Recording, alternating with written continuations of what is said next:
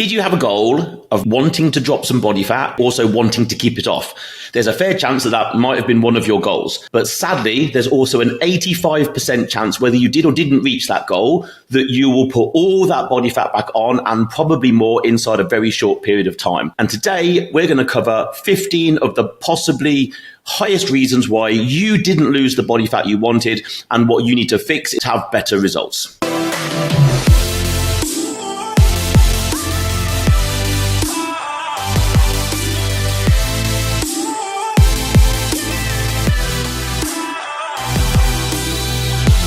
So welcome back to the show. My name is Andy Naylor. I am CEO and founder of Naylor Body Design. And today we are going simply through what could be the top 15 reasons you have not been able to drop the body fat that you desire and keep it off at any point up until this point. So these 15 are in no order. This is possibly not an extensive list either, right? The list of reasons why you have not been able to drop the body fat that you desire and probably more importantly, keep it off. That list could be endless. And so to keep this podcast under a week long, I've decided just to look at 15.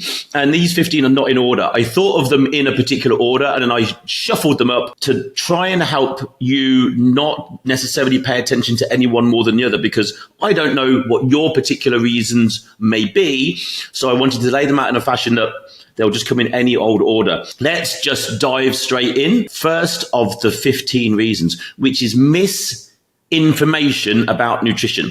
A significant percentage of people are going to struggle with any kind of fat loss goal just due to misinformation about nutrition. Listening to maybe poor sources and taking in poor information about nutrition trends, maybe diets, things like that. Just down to the fact of, the things that we hear, I'll lose weight if I stop eating bread. I'll probably lose all the weight I need to lose if I stop drinking sodas. It's like as if there's one food or one thing that's going to make all the difference. There's nothing wrong with either of those two things. Like technically, we could delve into whether the ingredients are good or whether they're good for gut health. And yeah, we can go down that road. But ultimately, just looking and thinking, I will do better if I just, stop eating bread is actually really high up on the list. I'll do really well if I just stop eating bread. Why? Like, what's actually technically wrong with bread? Depending on how the bread was made, yes, it's a carbohydrate. Carbohydrates aren't the devil. It's misinformation. There's nothing to do with, there are no devil foods technically, except for particularly highly processed foods that we might want to say are not so good. But there are no wrong or right foods. It's just food with ingredients in. People tend to get themselves really caught up on, if I just do this one thing, things will work. And that is misinformation about food. And also falling under this category, I would say, would be like fad diets are misinformation about food. There are so many things that we see on the internet that a fad is often something that will offer a very quick result with seemingly little work. So it's very, very enticing. It's very enticing. And fad things appear all over the place, not only in the dieting world, but in the muscle building world, in health world, in business world. Fads are things that entice people into something because they just look like a bloody shortcut. Let me tell you something straight up. There are no shortcuts. And you should not be looking for shortcuts. Because if you are, you're doomed to failure for everything. There are no shortcuts. We can accelerate progress towards something, but don't go looking for shortcuts, right? Band-aids, quick fixes, like these things don't work. So maybe educate yourself on nutrition from a reliable source, whether that be a coach, whether that be actually really going out and finding proper information, maybe from a nutritionist. And you will find that once you start to have an understanding of actual nutrition and foods, you'll start to realize that most of what you've been seeing online is leading you down a path that is never going to get you the results that you want. So number one, misinformation about nutrition. Number two, maybe mental health challenges. Here's an interesting one. Well, certainly I would say, and we saw this through COVID, right? I would say that people getting stuck at home, people not being able to do, have freedom and things like that. A lot of people struggled a lot more with mental health challenges, feeling of isolation, anxiety, stress, pretty normal in the pandemic, right? But I think people struggle with those things a lot anyway. Certainly, with the type of demographic that we look after, which is busy business leaders, they don't realize how stressed they are. They don't realize if they are suffering with mental health challenges because they just power forward at 100 miles an hour. But the problem with, some degree of a mental health challenge, that could be depression, that could be stress. Those things tend to lead to potential lack of motivation, lack of seeing a clear vision forward, lack of mental clarity, possible overeating. These things can sort of spiral into possible other bad habits, self-medication, maybe drinking, not being able to sleep, patterns like that. Those things then become a sort of orbiting around this whole problem of where the mind goes, the body follows. And if the mind is going to a particularly dark, difficult place, how do we expect then our body to be performing in the way that we want it to? So, simply put, number 2, mental health challenges. And if you are suffering with something like that, go seek help. In this day and age, long gone is any stigma to do with any mental health challenges. That's disappeared a long time ago. I know when I was younger, there probably was some sort of stigma around it. It was just misunderstood. Nowadays, people are welcomed and with open arms when they admit that they've been struggling with something. Because I think most of us would all have had some sort of mental health challenge in some degree, stress, anxiety, whatever that might be. We all understand what that feels like. So we are all there for each other to help each other, but it will have an effect in terms of a fat loss phase, a weight loss phase. So that's number 2. Number 3, underestimating portion sizes of food, or quite simply, not tracking your food. It is human nature to overestimate caloric expenditure. So your movement. I think I burn X amount of calories. I move a lot. I do. I exercise a lot. I do. People way sort of overestimate that. So people tend to put themselves in a position where they think they've X less than they have, and they think they've moved more than they have, which is literally the opposite way round of where you actually need it to be. Or just simply actually not being accountable and adhering to any kind of food plan. There is no real way around this. I don't want to say diet, every diet-based food plan on the planet works off the basis of one particular thing, which is calories in and calories out. I've seen many videos of people saying that just isn't a thing and it's lots of other things. That is the underlying principle of all fat loss. It's not the only thing. I've seen people who are technically in a caloric deficit unable to lose body fat. Of course I've seen it. I've been coaching people for 22 years. I've seen that happen. Now, but for the most part, what people are doing are not being accountable to holding their calories at a particular place. Let's say someone needs to be eating 1,800 calories to lose body fat. But if they're not actually weighing and tracking their food, and then what they're doing is they're saying, oh yeah, I'm eating 1,800. The chances are they're probably eating 2,500. Being really good for food for 1 or 2 days, great, well done, pat yourself on the back, give yourself a sticker. It's not going to do bugger all. It needs to be weeks, then months of adherence to some kind of plan. Now, that plan doesn't have to be like sitting in a prison of food, but if you want the results, then therefore you should do what it takes to get there. Now, what it takes to get there will be different for many people. I know some people that they find it difficult to put weight on, so they can kind of, when they eat to their natural hunger, they lose weight. But that's not most people. Chances are, if you had a goal of losing body fat last year and you didn't do it, that's probably not you. So you probably do need to stick to a plan, a ceiling of calories per day. And then once you are able to meet that, actually breaking that down into the 3 main macros and having those balanced. Because the more consistent with those are throughout weeks and months, the more you'll know if it's working. Because if you're only consistent for a week and then you're like, I don't know if everything's happened, you haven't given it long enough. That's possibly the biggest one here. It's the most simplest one, but it always seems to be the one people struggle with most, because there's got to be an easier way, hasn't there? Oh, there's got to be an easier way than tracking my food. I don't want to track my food. There's got to be an easier way around it. It's like, well, no. It's like, if you want to do anything, there are going to be steps between where you are now and that goal that are just steps that you're going to have to take. And if we look at anybody I know who's been successful in terms of moving from a position of maybe not really truly understanding food to then being able to completely self-manage their nutrition, they've all gone through a phase of tracking their food. It doesn't mean you have to track your food forever, but certainly if the goal is, you want to go off and drop 20, 30, 40, 50, 60 pounds, whatever, maybe even, and build muscle, then you have to be tracking food somehow. Otherwise, you're trying to throw a dart at a dartboard and hit the bullseye with you spinning round and a blindfold on. You don't stand a chance. Okay, next one, sleep deprivation. So chronic sleep deprivation is often going to be overlooked. And again, most of the individuals that we work with have disrupted sleep. They either don't sleep enough hours, they find it difficult to fall asleep, they don't stay asleep well, or they just wake up feeling like they get all the others in place, but then they wake up feeling really groggy in the morning. In other words, their actual sleep cycles and quality sleep is poor. So this is going to lead to, normally for most people, increased hunger, decreased metabolism. Simple. Most people who don't sleep well will have increased hunger and poor metabolism.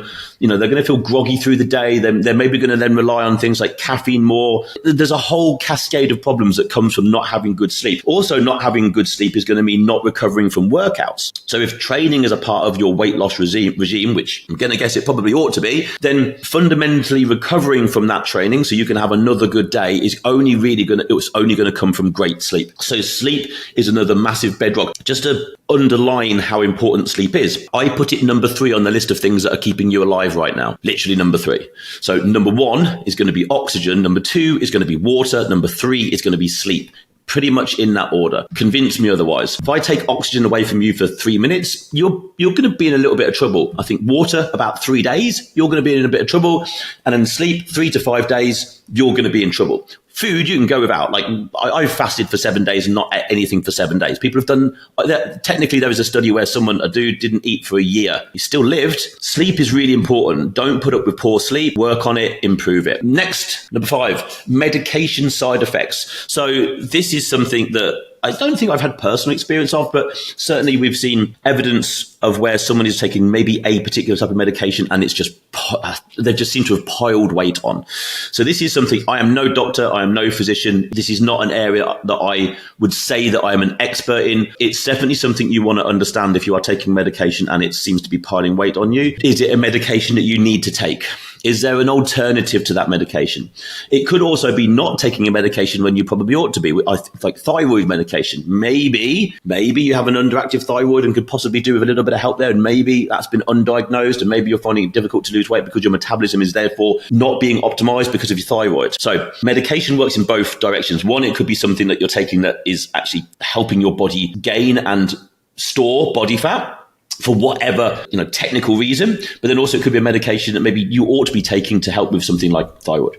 Number 6, an overemphasis on exercise over diet. Now, when trying to lose body fat, exercise is going to be important. It does account for an amount of calories expended, but it's nowhere near as effective in bringing calories down as just not eating the food, if you think about it. So to burn, say, 1,000 calories on a piece of cardio equipment, you might have to go flat out on something for about 60 minutes. It will kill you.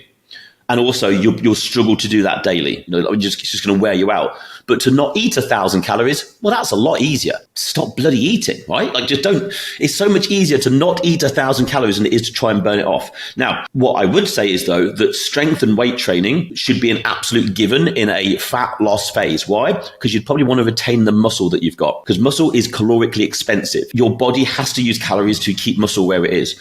So you want to hold on to your muscle as much as you possibly can. So therefore, weight training, you are basically sending a regular signal to your body. I need these muscles to do these things, like I lift this stuff over here. Like I need these muscles. So your body's like, okay, well, we're going to have to hang on to this skeletal muscle stuff because we keep having to use it. Therefore, as you drop body weight, the chance of it being fat is so much more possible. But ultimately, people tend to rely upon, I want to go and drop body fat. I'm going to start running, which is like literally the most useless thing that possibly someone could go and do. I'm not bashing running. If you really enjoy running and you get a sense of freedom and stress relief, great, all the power to you.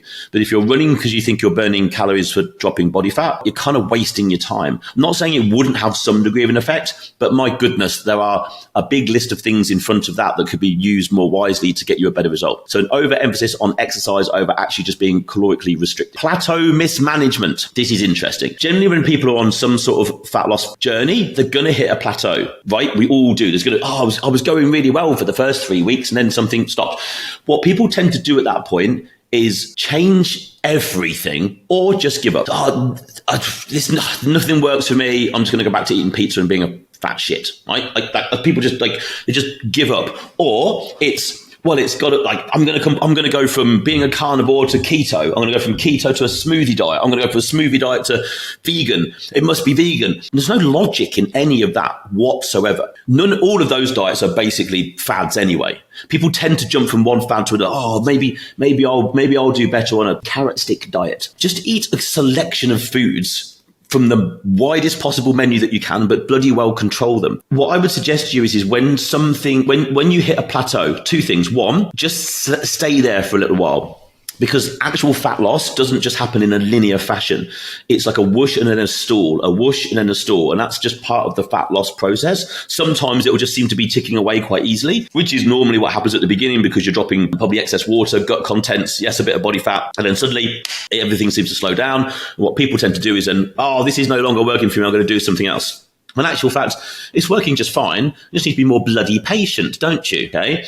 And wait. Because what most people do is that they're in a period of time where they've actually probably oxidized a degree of body fat, but their fat cells have filled up with water, expecting the body fat to come back. And what would normally happen is after a period of time, those fat cells release the water and you get like this whoosh, you wake up suddenly 2 pounds lighter out of nowhere. But what people do is if they start to see that things have plateaued, they have a pissy fit and then like eat a pizza and drink a bottle of wine. And it's like, well, you've just lost the chance that you were about to have in terms of dropping body fat. So be more patient with plateaus and then also just change one little thing. Look at everything that's going on and try and find the most obvious thing to change. And it could be just, I don't know, like a 5% reduction in your calories. It could just be, well, I'll walk for an extra 10, 20 minutes a day. I don't know, just, maybe not have that dessert at nighttime. Like just change one thing.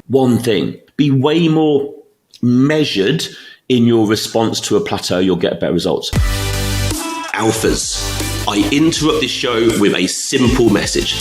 This show is here to benefit you and your progression to the best version of yourself. But not only just you, it's also here to benefit the people around you, your loved ones, your friends, other alphas in your vicinity. So why not do a really cool thing today? Something that I would thank you for and maybe someone else would.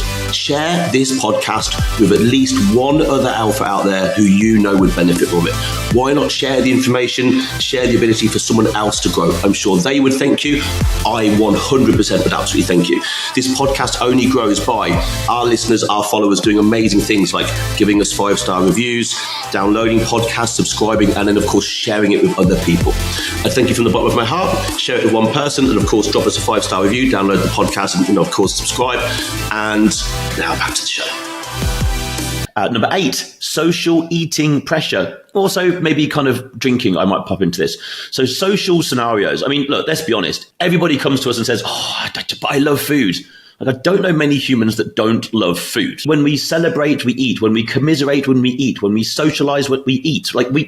It's part of us as humans. We all like food, but what we need to be able to do is go to social events. This could also be, again, for the cohort of people we work with, work-based dinners, seminars, things like that. You do need to learn to be able to go to those things and actually be able to say no to stuff. Don't tell me that, I just can't say no. Really? I don't think that's true. I think you've built a belief system around yourself that if you're taking a client out for a meal, that you've got to have the biggest steak and 3 glasses of wine. Someone should probably respect you more if you say, actually, no, I'm just going to pass on the alcohol. I'm doing X, Y, Z. I would have far more respect for someone doing that than someone just going along with the idea that, it's business lunches and, we all have a glass of wine and, have the biggest fucking steak we can shove down our fat faces. No, you have a choice. Your life is just a selection of yes, no decisions, one after the other. That's it. Just sit and think about that for a second. Your life is literally just a very, very, very long string of yes, no decisions. Many of them you don't even know that you make, and they're probably very inconsequential. But some of them, there'll be something back. There are some yes, no decisions that you made that changed the whole path of your life. I don't know, will I go to college? Yes or no? Will I go to this particular college? Yes or no? Do I want to take that job? Yes or no? Do I want to marry this particular person? Yes or no? There are some big decisions that will change your whole path of your life. And then there's a whole bunch on the other end that should I put on my slippers to walk to the side of the house? Yes or no? Makes no difference. And then there's a whole load in the middle. If you stack enough of them together, do eventually make a difference. If you feel social pressure, well, work on that. Because if you have lots of work, meals and meetings and things like that where you have to eat out, well, you're going to always have those. So if you're going to just allow those things to be the excuse that you don't move forward, well, then that's on you, no one else. Number 9, kind of similar, emotional eating.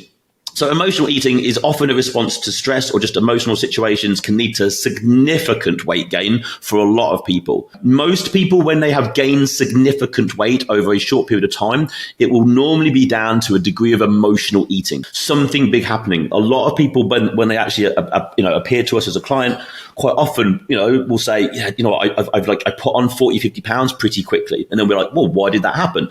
And it could be, look, some family individual's health. It could be a particularly difficult divorce. It could be, well, I started a business, well, I closed a business. There's normally something big that's either emotional or stress-based. And then understandably, people then just eat.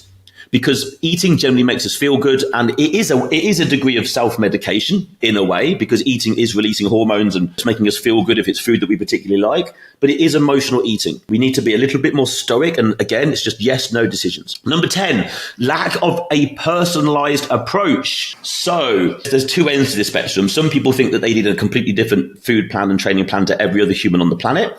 It's got to be completely personalized to me. Well, yes, but also a human is a human. When you look at it from our side of the fence and how we go about creating a nutrition and exercise plan, yeah, they're all completely custom, right? They're all different in some degree, and then they're all really similar in another degree. There are structures that humans follow, which they might think are very individual to them, that when you start to look at the thousands of people we've helped over a couple of decades, there's so many similarities.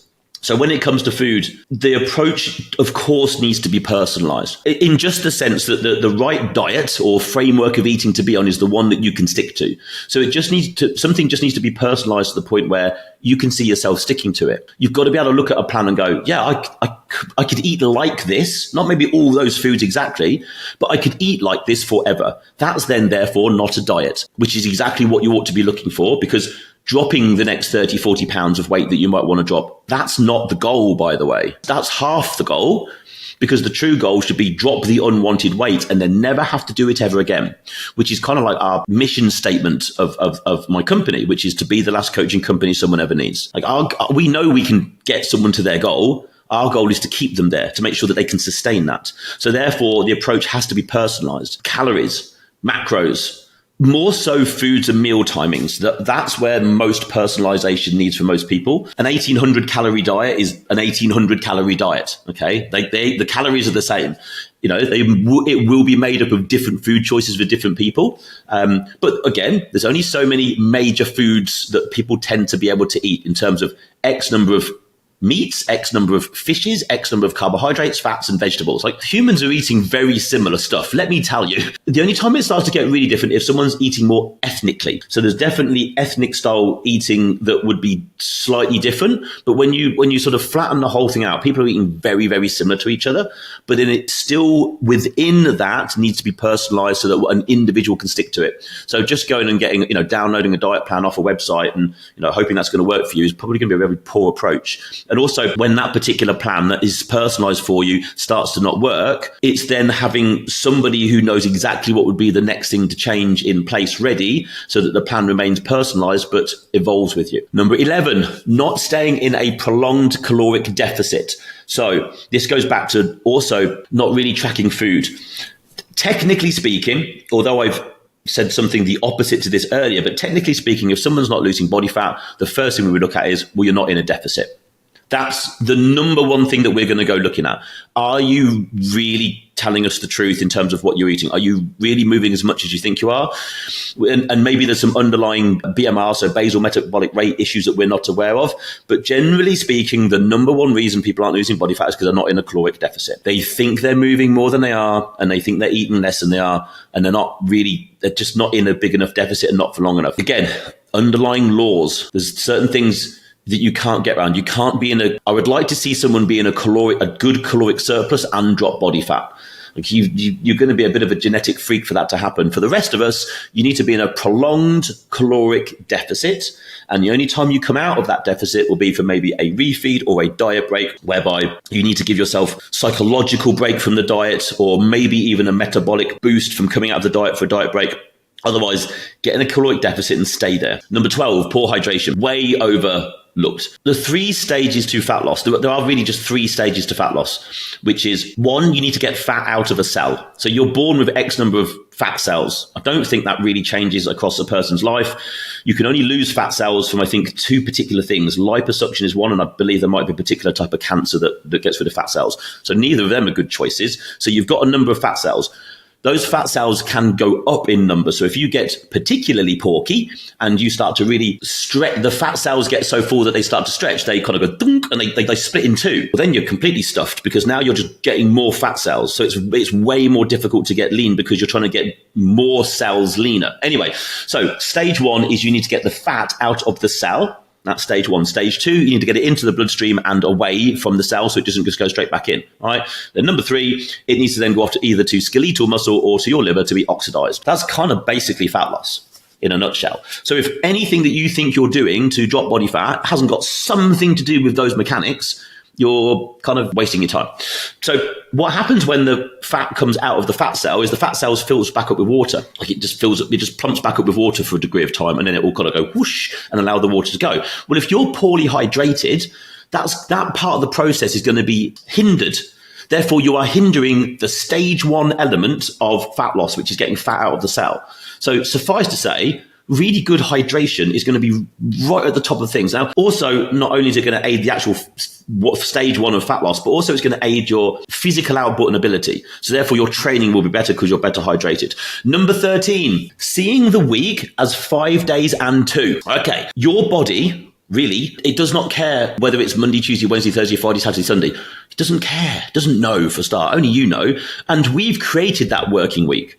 And the only reason that we have a 7-day working week, I believe, is because of the Industrial Revolution, where we had very much factory-based working around the world, and people who own factories realized that they couldn't just drum people for 7 days a week working. They were, not performing well. So they made them work for 5 days and gave them 2 off. There's your 7 days. So why are you, in terms of your fat loss desire, doing really well for 5 days and then stuffing it up the wall for the weekend because you're going to go off and reward yourself because you've done so well? I've stuck to my plan for 5 days. I've done a really good job and I'm going to go out and I deserve something at the weekend. I deserve a little something. I deserve to go out and have a meal out. I deserve a bottle of wine. I deserve dessert. I deserve whatever. You deserve nothing. You deserve to take those other 2 days and continue to make bloody progress, so that you wake up on Monday not having to start again. The weekend is the key. There's no such thing as a weekend. It's not 5 days and 2. It's just one day after another, after another, after another, after another, after another, until you're lean. That's it. Stop seeing it as 5 days and 2. 14, stress levels. Kind of like sleep. Again, with the cohort of individuals that we look after, stress is rampant. Stress is also going to have an impact on emotional eating. So stress levels immediately impact that, but also, it's going to impact hormone, cortisol, such things. And it's going to put your body in what we would call a sympathetic tone. And so we have parasympathetic, rest and digest, and then sympathetic, fight and flight, like warrior mode and monk mode. Most people are sympathetically toned basically most of their life. That's just the life that we lead. Your body is going to have a far bigger affinity to dropping body fat and being healthy and doing what you want it to do, the more parasympathetic that you are. Okay. So definitely consider just working on stress in any way that you can to make sure that it is mitigated, it is controlled, lowered, because it's going to improve your quality of life right now, but also it's going to help you in terms of your fat loss desires. And last on the list for today is just simply too much of a focus on weight loss, not fat loss. When we're trying to get leaner, we're all looking at the scales, like me included, right? It's no different. We're all looking at the scales and we're looking to see the number go down. The simple thing that I will say here is weight loss is not fat loss. If the goal was weight loss, well, I would just say to you, stop eating and go and run a marathon every day.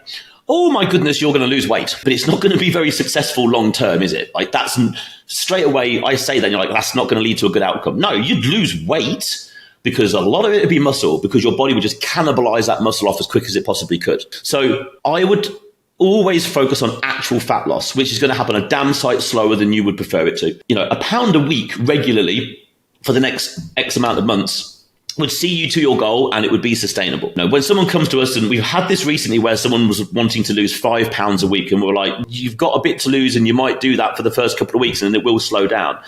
And when it slowed down, they were not particularly happy. And we were like, there's going to be certain things we can control and certain things we can't control. And rate of fat loss is going to be one of those things. And 5 pounds per week, the body can't literally actually oxidize 5 pounds per week. Like, obviously it depends on the size of the person, but it's not going to be able to do that long term. If someone comes down to £1, maybe £2 per week regular loss, that's excellent progress. Just because it's number one, it's like it's the one after zero, doesn't mean that if you lost £1 of fat for the next 12 weeks, something like that's a lot. And you would know that it was just fat. You could probably go off and go quicker, yes, but you're now losing muscle as well. And maintaining muscle mass should be as a top priority when it comes to dropping body fat. Another thing is, well, some very lucky people out there are going to be able to, if put in the right circumstances with the right plan and everything's on point, some very, very lucky people will be able to build muscle and drop fat at the same time, because I've seen it happen. I cannot. My body will not do that. For all my trying, I'm either dropping fat or building muscle. I'm going in one or two directions, and that will also be about 90% of people out there. But I definitely, over the years, have trained people where I remember one particular guy who I was training in person back in my hometown in the UK, and he was 94 kilos, 95 kilos, 94 kilos, 95 kilos, and he was getting a bit frustrated, and I was like, what the hell's going on here? And we were a good few weeks in, and I was like, do me another set of progress pictures. He sent them to me. I put the first, this first set and the next set to each other. There had been like a kilo up, kilo down, kilo up, kilo down, but the pictures were completely different. Completely different. So we were we weren't. He was focused on I'm not losing weight. I'm not losing weight. But he'd lost a lot of fat and actually replaced it in terms of muscle weight. Again, when we're considering all things, don't get too myopically focused on the scale. Yes, you should weigh yourself daily, and yes, you should track the number, but don't get attached to the number itself.